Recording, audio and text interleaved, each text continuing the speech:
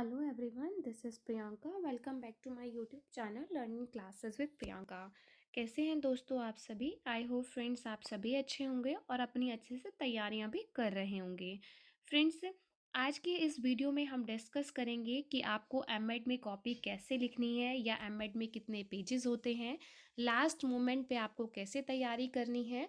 Friends देखिए, हो सकता है आप थोड़े से नर्वस हो, कंफ्यूज हो, तो आज की वीडियो आपके लिए बहुत हेल्पफुल होने वाली है, क्योंकि आज की इस वीडियो में आपके सारे डाउट्स जो हैं क्लियर हो जाएंगे।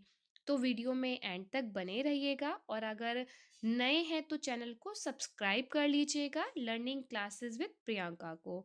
तो फ्रेंड्स, सबसे पहले अगर हम एमएड की तैयारी की बात करें तो देखिए, अगर आपने अभी तक कुछ भी नहीं पढ़ा है तो आप जो हैं कुछ सालों के जो प्रीवियस ईयर के क्वेश्चंस पेपर होते हैं उनके क्वेश्चंस को प्रिपेयर कर सकते हैं। अगर आप उनको भी प्रिपेयर कर लेते हैं तो वो भी आपके लिए इनफ है, क्योंकि चांसेस होते हैं कि लास्ट ईयर्स में जो क्वेश्चंस पूछे गए हैं वो रिपीट हो। ठीक है, तो अगर आपने कुछ तैयारी नहीं करी है तो आप अगर उनको करके जाएंगे तो वो भी आपके लिए इनफ है।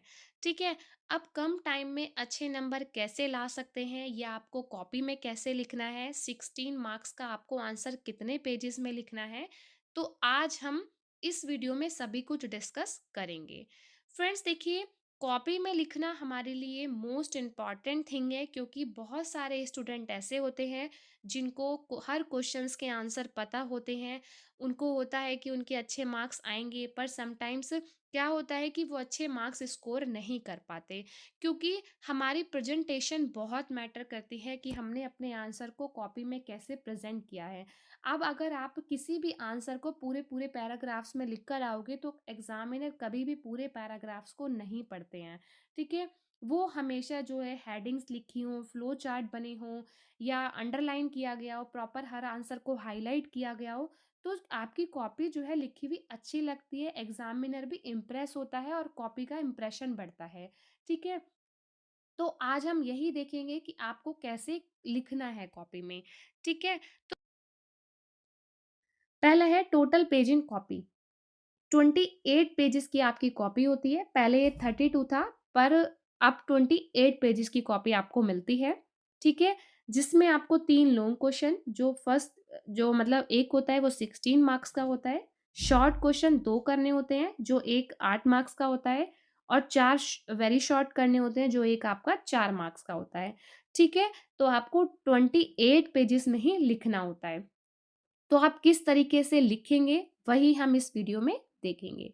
ठीक है, तो पहले बात करें हम लाइन ड्रॉ कैसे करनी है, जो हमारा सेकंड पॉइंट है। तो कुछ स्टूडेंट क्या करते हैं, इस साइड मार्जिन लाइन छोड़ते हैं और इस साइड भी मार्जिन लाइन छोड़ देते हैं। मोस्टली स्टूडेंट तो क्या करते हैं कि पूरे स्केल की बराबर ही दोनों साइड मार्जिन लाइन छोड़ देते हैं और बीच में लिखते हैं, पर ऐसा नहीं करना, क्योंकि देखिए एग्जामिनर बेवकूफ़ नहीं होते हैं। मोस्टली स्टूडेंट ये इसीलिए करते हैं कि ताकि कॉपी जल्दी भर जाए। ठीक है, पर ऐसा एग्जामिनर जो इतना पढ़ा लिखा आपकी कॉपी चेक कर रहा है, वो सब जानता है कि स्टूडेंट ने कॉपी जल्दी भरने की वजह से ही ऐसा किया है। ठीक है, ऐसा नहीं करना। आपको इस साइड मार्जिन लाइन छोड़नी है, आप एक स्केल के बराबर छोड़ सकते हैं ताकि यहाँ पे आप अपने जो है नंबर्स डाल लें या टॉपिक का नेम लिख दें। ठीक है, जो भी, तो आप इधर मार्जिन लाइन छोड़ सकते हैं। आपको अगर इधर भी छोड़नी है, क्योंकि अपना ओपिनियन है, हर किसी का अपना सजेशंस हैं, तो आप अगर छोड़ना भी चाहते हैं तो आप ना इतना छोड़िए कि स्केल के बराबर नहीं होना चाहिए, क्योंकि क्या होता है कि कभी कॉपी भी हमारी कॉर्नर से फट जाती है, तो हम थोड़ी बहुत मार्जिन लाइन छोड़ सकते हैं। देखिए, अगर कॉपी का पेज हमारा यहाँ खत्म हो रहा है तो हम इतनी मार्जिन लाइन, मतलब इतना गैप छोड़ सकते हैं, पर ज़्यादा नहीं, और नहीं छोड़िए तो बहुत अच्छा है। आप सिर्फ एक साइड ही मार्जिन लाइन छोड़िए। ठीक है, नेक्स्ट, आंसर नंबर डालने और टॉपिक डालना। तो देखिए, आंसर नंबर डालना और आंसर टॉपिक डालना क्या है कि जो भी आप आंसर नंबर डाल रहे हैं वो आप ब्लैक पेन से डालिए, आंसर टॉपिक जो लिख रहे हैं वो ब्लैक पेन से लिखिए। ठीक है, और वो प्रॉपर हाईलाइट होना चाहिए। अगर आप आंसर का सपोज़ आप एजुकेशन का टॉपिक लिख रहे हैं या हम एम.एड फर्स्ट ईयर की बात कर रहे हैं, तो अगर हम उसका फर्स्ट सब्जेक्ट ही लें, तो फर्स्ट क्वेश्चन उसमें फिलॉसफी का है। अगर आप फिलॉसफी के बारे में लिख रहे हैं, तो आप फिलॉसफी को प्रॉपर इस तरीके से लिखिए ताकि वो एग्ज़ामिनर को प्रॉपर हाइलाइट हो। एग्ज़ामिनर को पता चले कि आपका यहाँ से आंसर स्टार्ट हो रहा है या या इसका ये टॉपिक है कि आप फिलॉसफी के बारे में लिख रहे हैं। ठीक है? तो उसको आप अंडरलाइन कर सकते हैं, प्रॉपर आप उसको ब्लैक पेन से लिख सकते हैं, ठीक है? नया आंसर नए पेज पे लिखिए। अगर आपका कॉपी का जो पेज है, जहाँ पर आपका आंसर खत्म होता है, वो यहाँ खत्म होता है और पेज यहाँ खत्म हो रहा है, ठीक है? तो जो थोड़ा-सा गैप बचा है, वहाँ से आप नए क्वेश्चन को मतलब नए आंसर को स्टार्ट नहीं करेंगे, आप नेक्स्ट पेज से जो है आंसर स्टार्ट करेंगे, ठीक है? कॉपी भरना, तो कॉपी भरने से मतलब ये नहीं है कि कुछ भी लिख के आना है, ठीक है? तो कॉपी भरने से मतलब है कि आपको कोई भी क्वेश्चंस को छोड़ के नहीं आना, चाहे वो लॉन्ग हो, शॉर्ट हो या वेरी शॉर्ट हो। अगर आपको आंसर्स नहीं भी आते तो कुछ तो याद होगा उसके बारे में, जो आपसे जैसे फिलॉसफी का है तो हमने बीएड में भी पढ़ा है वो तो टॉपिक, तो कुछ तो याद हो सकता है ना, तो आप अपनी लैंग्वेज में उसको बना के लिख सकते हैं या एजुकेशन से रिलेटेड कोई आता है, ठीक है? तो आप अपनी लैंग्वेज में उसको लिख सकते हैं पर आपको छोड़ के नहीं आना है। कॉपी मैं दोबारा बोल रही हूँ, भरने से मतलब ये नहीं कि कुछ भी लिख के आना है, छोड़ के नहीं आना, लेकिन उससे टॉपिक से जो रिलेट करता हो, जो आपको समझ में आता हो कि हम अपनी लैंग्वेज में इसको ईज़िली लिख सकते हैं, तो आप वो लिख के ज़रूर आइएगा। नेक्स्ट, आंसर की स्टार्टिंग और एंडिंग ज़बरदस्त हो। स्टार्टिंग आपने जो जहाँ से भी आंसर को स्टार्ट किया है कि आप आंसर नंबर जैसे एक आप शुरुआत कर रहे हैं, 1 नंबर डाला आपने, तो आप इसको हाइलाइट कीजिए कि 1 नंबर ब्लैक पेन से लिख सकते हैं। जो हेडिंग लिख रहे हैं वो ब्लैक पेन से लिख सकते हैं, ठीक है? एंडिंग में आप ऐसे ही कर सकते हैं, अगर आपका आंसर खत्म हो रहा है तो आप उसके नीचे अंडरलाइन कर सकते हैं, ठीक है? जैसे स्केल से बच्चे खींच देते हैं बहुत, तो आप कर सकते हैं इस तरीके से, ठीक है? हमें जो है बॉल पेन का यूज़ करना चाहिए, जेल पेन का यूज़ नहीं करना चाहिए क्योंकि जेल पेन के यूज़ से नेक्स्ट पेज पे जो है वो छप जाता है, ठीक है? अगर आप स्केच से भी लिखते हैं तो वो भी छप जाता है और वो लिखा हुआ बिल्कुल अच्छा नहीं लगता। और अंडरलाइन कीजिए जो भी आप आंसर को या क्वेश्चन्स को कहीं से भी जैसे भी स्टार्ट कर रहे हैं, कोई भी हेडिंग लिख रहे हैं तो आप उसको अंडरलाइन कीजिए, ठीक है? नेक्स्ट है लॉन्ग क्वेश्चन 16 मार्क्स का कम से कम 4 से 5 पेज में लिखिए। देखिए डिपेंड ऑन क्वेश्चन कि आपसे क्या क्वेश्चन पूछा गया है क्योंकि कभी-कभी 16 मार्क्स में सिर्फ़ 2 टॉपिक होते हैं मीन्स कि 2 क्वेश्चन्स को मर्ज कर दिया जाता है, तो आप उसमें कुछ लिख थोड़ा बहुत लिखना होता है, तो आप उसे 4 से 5 पेजेज़ में लिख सकते हैं और अगर लॉन्ग क्वेश्चन के साथ 3-4 क्वेश्चन्स को टॉपिक को मर्ज कर दिया गया है, तो आप उसे 5 से 6 पेजेज़ में भी लिख सकते हैं। ऐसा नहीं है अगर पहला क्वेश्चन 4 से 5 में किया है, तो दूसरा भी 4 से 5 में ही करना है, ऐसा नहीं होता ना। डिपेंड करता है क्वेश्चन पे कि आपसे क्या क्वेश्चन पूछा गया है। अगर पहला क्वेश्चन 4 से 5 में खत्म होता है, तो आप उसे 4 से 5 में खत्म कर सकते हैं। अगर दूसरा क्वेश्चन 5 से 6 में जाता है, तो आप उसे 5 से 6 में भी लिख सकते हैं, ठीक है? क्योंकि देखिए ज़्यादा लिखने का कोई फ़ायदा नहीं है, ना तो हमारे पास इतना टाइम होता है कि हम जो है 7-8 पेजेज़ तक लॉन्ग क्वेश्चन को लिखते चले जाएँ, ठीक है? ऐसा बिल्कुल मत करना क्योंकि हमें शॉर्ट भी और वेरी शॉर्ट भी करने होते हैं और 3 घंटे का ही आपके पास सिर्फ़ टाइम होता है उस 3 घंटे में ही हमें इतना सारा काम करना होता है, तो आप कॉपी भरने की मत सोचिएगा, ठीक है? 4 से 5 में या 5 से 6 में लॉन्ग क्वेश्चन को आप खत्म कर सकते हैं, ठीक है? और जो मैं ये पेजेज़ की बात कर रही हूँ, ये आगे-पीछे के पेजेज़, ठीक है? आगे-पीछे पेजेज़ ऐसा नहीं कि एक जो का काउंट करोगे आप, एक पेज को 1 काउंट करोगे, एक पेज को आगे-पीछे को 1 और 2 काउंट करते हैं हम, ठीक है?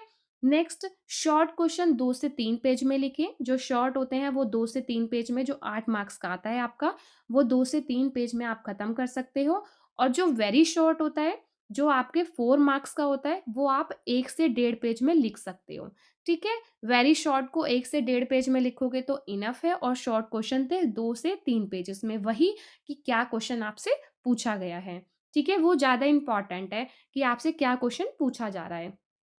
हर आंसर के अंदर फ्लो चार्ट बनाइए। फ्लो चार्ट बना के आंसर इम्प्रेसिव लगता है और एग्ज़ामिनर भी इम्प्रेस होता है। अगर आप अलग से फ्लो चार्ट बनाते हो या जैसे हेडिंग्स को हाइलाइट करते हो, ज़्यादा से ज़्यादा हेडिंग्स लिखते हो, तो एग्ज़ामिनर खुश होते हैं, उन्हें पता होता है इन बच्चों को पता है।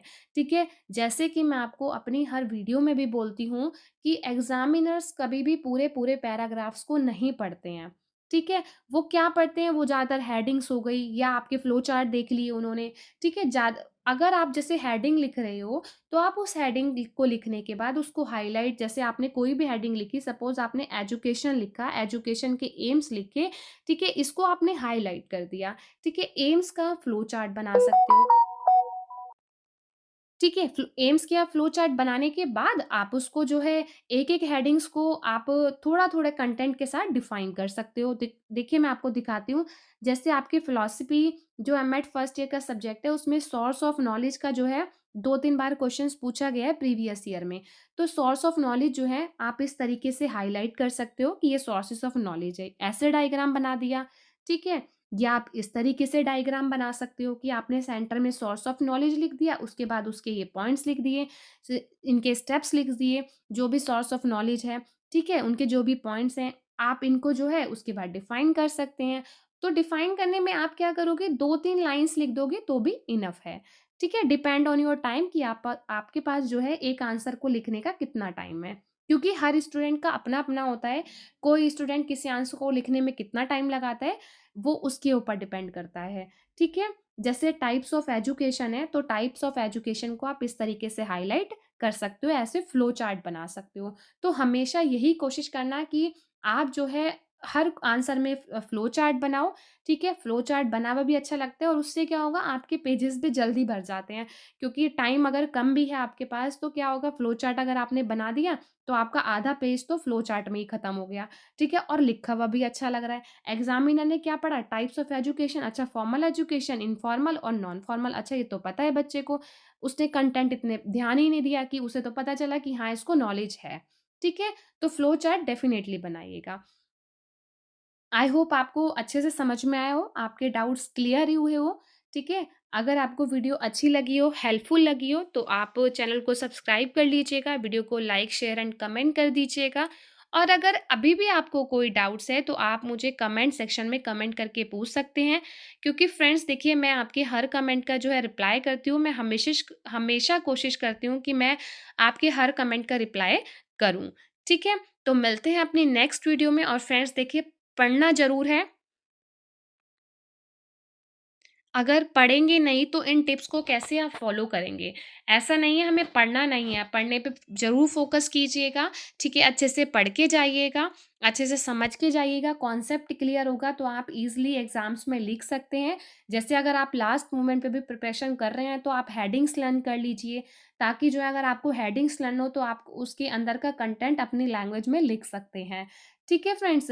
पढ़ना हमारे लिए बहुत इम्पोर्टेंट है, क्योंकि देखिए अगर नहीं पढ़ेंगे तो हम अच्छे मार्क्स कैसे स्कोर करेंगे? इन टिप्स को फ़ॉलो करने का भी कोई फ़ायदा नहीं होगा, ठीक है? तो all the best for your exams. मिलते हैं अपनी नेक्स्ट वीडियो में। Bye bye and take care and thank you so much for connected with my channel. Bye.